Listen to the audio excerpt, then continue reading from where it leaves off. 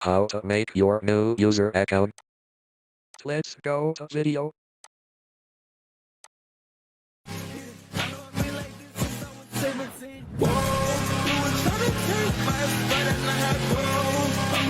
Open control panel, go to administrative tools, open computer management.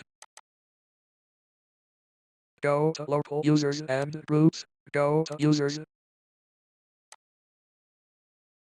Here Silk and go to new users, type your name and password. Silk create.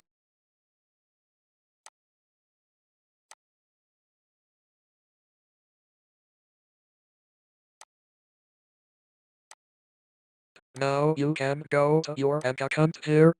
You select your account and enter password, sign into your new account and auto install window for your account. Sub me and like the video.